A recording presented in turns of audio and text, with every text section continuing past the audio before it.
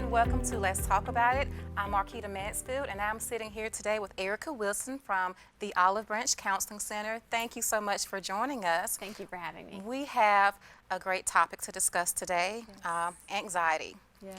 You hear it so much, like it's like embedded in everyone's vocabulary. Like you hear, okay, my anxiety is acting up, it's my anxiety.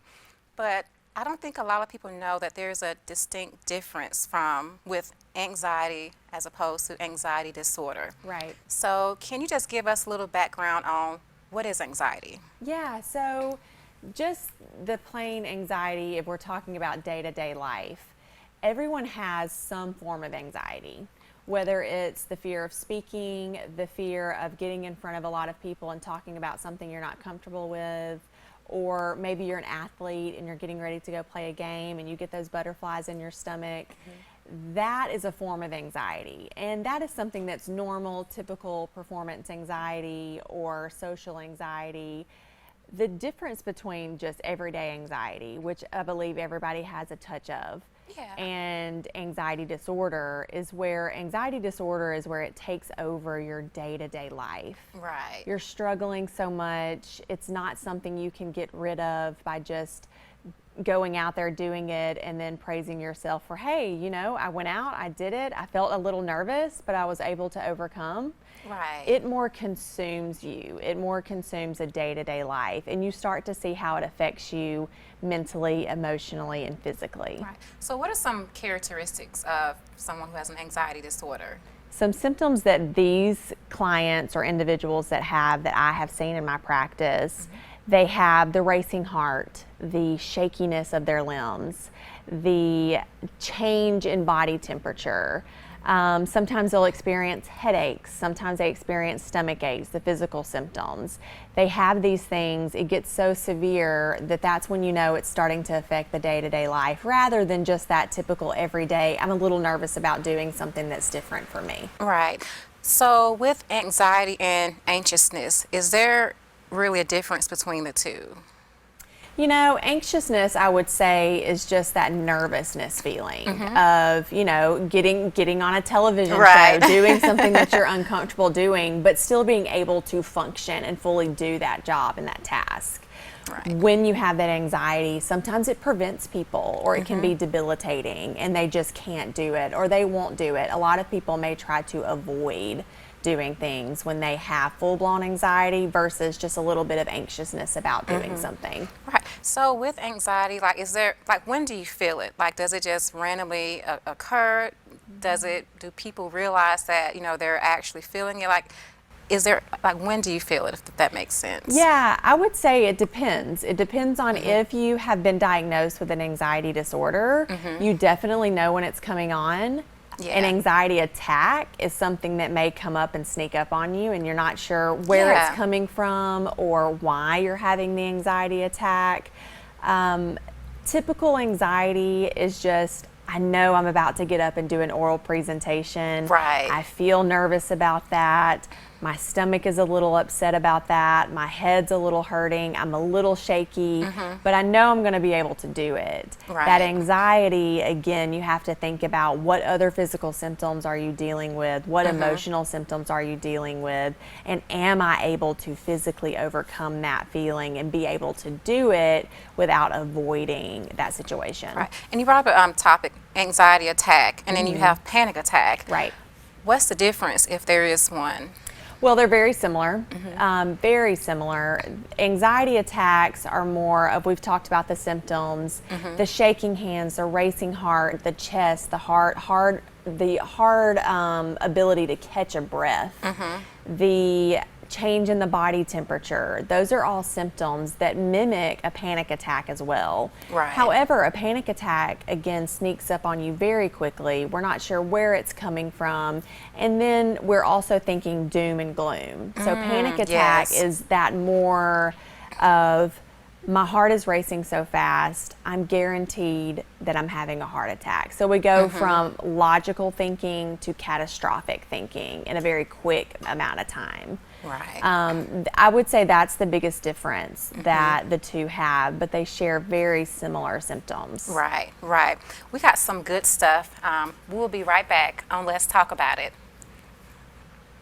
Hi everyone, welcome back to Let's Talk About It. Marquita Mansfield here, and I'm sitting with Erica Wilson from the Olive Branch Counseling Center. So we're back with anxiety. Like, what's the negative impact of it? Having anxiety, the negative impact is just how it affects your life and how you're dealing with it. If you are not dealing with it in a healthy way, it can affect your life negatively in a lot of areas. A lot of times within your family, within your relationship, if you're a younger person who has anxiety, it's going to negatively affect how you're doing in school because your brain is so full of so many different things that you're not managing properly or in a positive way. It's going to affect those areas of your life in a negative way, and just how your relationships are with other people, because when you're dealing with anxiety, it's really hard to focus on other things around you, other people around you, because you are so focused with what's going on in your mind. And it's a difficult thing for some people to handle and deal with if they're not getting the proper treatment.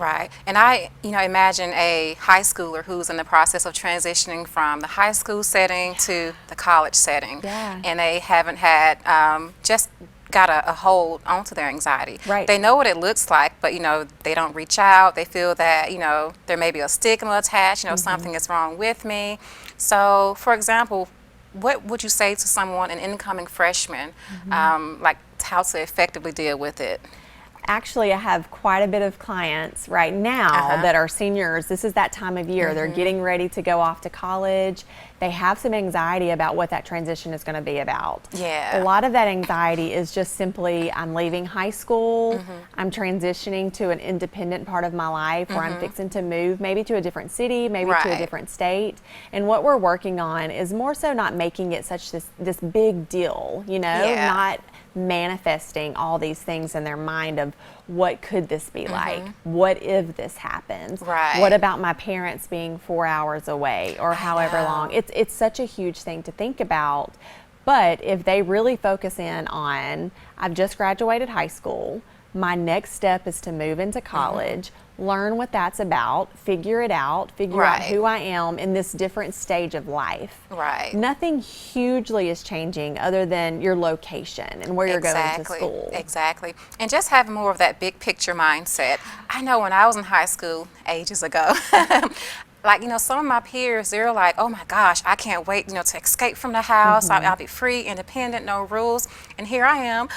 How do I earn my shirt? How do I make my own doctor's appointment? So just like different, aspects in that regard, it was tough. So I can only imagine just with these days and time, because it looks different. It's not like how we were in high school. That added pressure and all of that stuff. So I can only imagine what, that your high schooler now, what they're going through. So different. But what do you think would be, is there anything good that can come out of having anxiety? I think so. It's really hard for people who are dealing with severe anxiety to see that. What I think having anxiety brings to someone is a strength that other people don't have. It is the ability to do something that you deep down do not feel like you can do. And then when you're able to manage it in a proper way by getting treatment from a therapist or maybe having to see a psychiatrist, and you're able to then overcome some of your biggest fears that you weren't able to overcome before, you're able to see that I can functionally live with anxiety. I'm able to positively do something about this. And then maybe advocate for it. Advocate it. Anxiety for other people. And I think that is what people who have anxiety need to look forward to, rather than what is this that I have and why am I allowing it to stop me? You don't have to. If you have anxiety, you just don't have to let it control you. And not being defined by it. Absolutely. And just saying, okay, this is just a situation, a challenge that I'm facing, and this is how I'm coping with it. And I think that in itself can bring about like that strength, that inner strength that you mentioned, and just puts them on the better side of things. Absolutely. But I guess with the anxiety disorder, they might not necessarily think big picture and look like, okay, this is what the a decent, better side of things look like, you know, because they're kind of in their head. Because that's all they're thinking. It's like they're ruminating off of it, you know, if that makes sense. Yes, So, absolutely. yeah. That's the biggest thing is the people who are suffering with severe anxiety are having a really hard time not seeing that tunnel vision of I have anxiety, I'm not able to do X, Y, and Z. When just like you said, anxiety disorder doesn't have to define that individual. Right. They can take control of it, but they do have to learn the coping skills and they do have to do the work to get themselves to that inner strength. Right. How easy or hard do you think it is for an individual to reach out, you know, to get help? Because I know some people, they have that pride component, you know, about themselves. You know, I'll just deal with it, you know, it'll be okay, but there is just this inner turmoil going on the inside. So what recommendations, what would you suggest for someone who they want to see a therapist, but, you know, it's just that pride is getting in the way a little bit? You know, we have got to get to a place of breaking the stigma of what mental health is, and about 90% of Americans struggle with some form of anxiety. If you can get to a place of recognizing this is affecting my daily life, this is affecting everything I do day to day, I need to get help, and get to that place of getting the courage of saying, you know what, whatever this means for me, whatever this means for my family, I'm doing this for me. Right. I'm doing this to get better. I'm doing this to get help. And I don't want to live this way anymore. I want to look at life differently, and I don't want to feel scared or anxious about everything around me. Right. Just getting that courage is Right. what they need. And you've done a great job touching on those main key points. But like, when do you think anxiety it becomes a problem? The biggest thing is when people around you start noticing it, and they may ask you about it, or they're talking to other people about it, or they're reaching out for help for you. That's when you know there's a significant issue, is that anxiety is starting to control them rather than them controlling their anxiety. And when you get to that place, you've got to know, I need a little extra help, I need a little extra support in order to get me to where I need to be, living healthier and happier than I have been in a while. Right, exactly. Well, we'll be right back, and thanks so much for tuning in for Let's Talk About It. Hi, everyone. Welcome back to Let's Talk About It. We're going to ask a good question. I think all the viewers want to know, how can someone effectively manage their anxiety? Effectively managing your anxiety can be a task for certain people, and I think it has to do with personality types and how they deal with certain things in their life too. So if you're struggling with anxiety, and we're just talking about just anxiety, maybe taking a couple of deep breaths before you go out and do an oral presentation, before you go out and do your sporting event, being able to manage that symptom and that feeling that you're having. Effectively being able to do that, you're going to see your nervous system calm back down a little bit, and then you're going to be able to successfully do what you were trying to do anyways. Right. If you're struggling with an anxiety disorder, managing that anxiety symptom is going to be a little more difficult at times because, like you had said earlier, you're in your mind a lot. Yeah. There's a lot of what if thinking. There's a lot of catastrophic thinking. So it takes a little bit more time, and you may need some professional help to be able to get through that and to learn some extra coping skills. And just, you know, for, you know, an instance, like my son, my 10-year-old, he plays football, and he doesn't know what anxiety is, but I remember, and he's a great player. I may be a little partial because he's my son, but you know, he was mentioning when he was getting ready to execute a play, like all of these feelings. And he mentioned his heart started beating fast, and I mean, he just had, you know, all these different you know, sensations. And we discussed that after the fact, after he scored a touchdown and all that stuff. But he was like, well, I mean, Mommy, why was I feeling that way? So it was neat for me to attach a name to what, you know, what it is. Yeah. You know, but also not defining him, you know, by, you know, that little slight anxiety that he had, but just know that, you know, it's normal. And look, the resulting factor of is you scored a touchdown. You did well. It was okay. Yes. You know, and had you even not scored one, it would have been okay. It still would have been fine. And he Right. felt those feelings, you know, that burst of energy, the burst of adrenaline. Yeah. And your 10-year-old, I have a 5-year-old son who has started to experience a little bit of symptoms. So that shows you how the age difference Yeah. of my little boy, if we go into a doctor's office for his just regular checkup, That's a good he'll example. say, Mommy, my stomach feels a little nervous. And I will do the same thing as far as explaining to him what's going on in his body. Right. You're feeling a little unsure of what's about to happen. You don't know what the doctor's going to look like. So it's all these unknowns that our Right. kids are thinking about or adults are thinking about. And if we let it manifest and we turn it into something bigger than it is, like your son, he's nervous about the play, he's Yeah. getting ready to do it, touchdown, great. My son's nervous about going into the doctor's office. I'm not sure what's going to happen. What are they going to say to me? Outcome, healthy checkup, we walk out of there. Right, and it's so intrigued. I'm intrigued by, with the 5. I have a 4-year-old, and I think back to his dentist visit, and I mean it's so innocent and cute, but it's still anxiety, nonetheless. Like he was like, well, they're gonna take all of my teeth out. And I don't know where he got that from. We're just going in for a cleaning, but he clung to the fact that he felt the dentist was going to take all of his teeth out. Right. But once he got a cleaning and he had fresh breath, his teeth were just shiny and all that stuff. He's like, oh, well, they didn't take my teeth out. Right. But it's so cute, but still, the principle is still fairly the same. He had that nervousness going into an event that was about to occur. Yeah. So I think it goes into when we think about logically thinking about things, we're coasting, we're feeling good. Right. But when we go into that unrealistic thought, like, okay, they're going to take all my teeth out, a 4-year-old isn't able to logically think about that. Right. An adult, if we're thinking logically, we're able to manage certain things in our life that's going on that may be even stressful. Right. But if we start thinking these unrealistic thoughts or these negative thought patterns, that's when we may see our anxiety heighten a little Right. bit. And we're seeing it a little bit in these kids. Yeah. They start thinking these unrealistic thoughts, and then their anxiety heightens a little bit. Yeah. But then when they see, okay, everything was fine,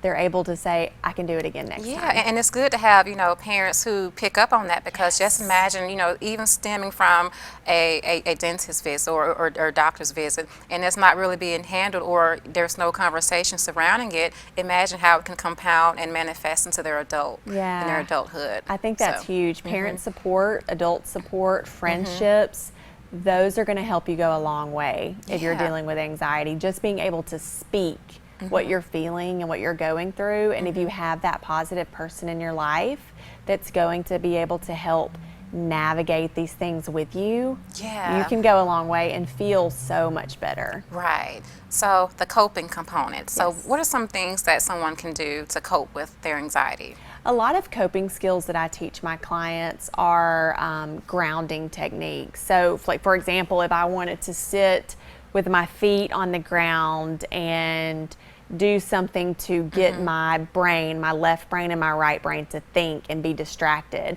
I might tap my left foot and my right foot a little bit. Like if I was talking to you and I'm feeling a little anxious, I'm Yeah. tapping a little bit Right. to get my brain to focus on something else.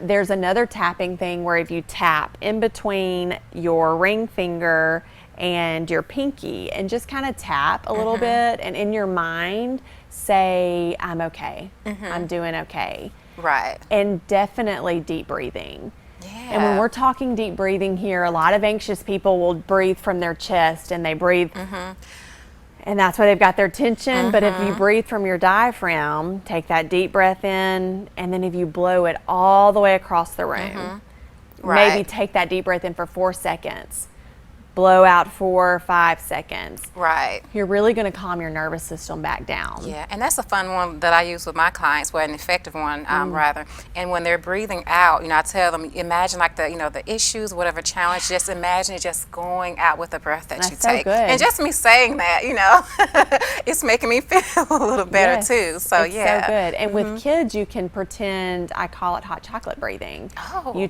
You're smelling in the hot chocolate, and then you cooling I'm off going the to hot try chocolate. that for sure. So that's Yeah. a good one. Or bubble breathing, blowing the bubbles. If you think about even adults taking a breath to blow in a bubble.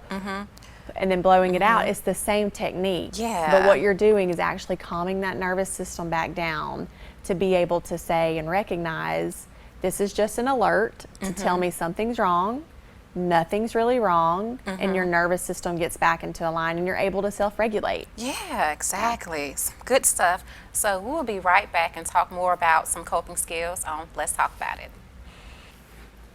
Hi everyone, welcome back to Let's Talk About It. Let's talk about some fun self-care things that someone can do who's dealing with anxiety. Self-care is so important. Yeah. I even take self-care very have to. seriously for myself. Yeah, for the job we do, you just have to do it. Self-care, let's think about it. Do you like massages? Do you like to go out and run? Do you like to just be outside? Do you like to paint? Do you like to listen to music? There's so many different things that you can do. Even it goes from going out to get a massage and doing something for yourself, or does that mean taking a day for yourself and being at home, laying in your bed, watching your favorite movie, a candle lit, like that's self-care. And I think, some people, they take like what they consider an off day, but my thing is, if you're taking an off day from work, let it be just that. Don't take an off day and go home and pay bills or do chores around the house. I mean, don't do anything. Or if you do something, just make sure it's something fun and not so chore-based. Absolutely. I have a hard time doing that myself, just cutting it off.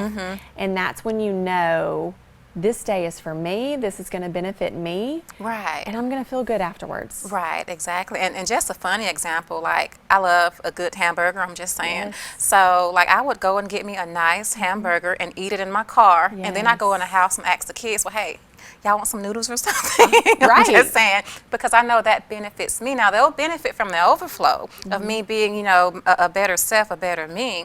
But as far as that cheeseburger, that's mine. That's yours, yes. And when you're taking care of yourself, you can be a better person, a better mom or a dad, a better daughter, a better employee. Yeah. When you're a better you, you get to be better for everyone else around you. Right, exactly.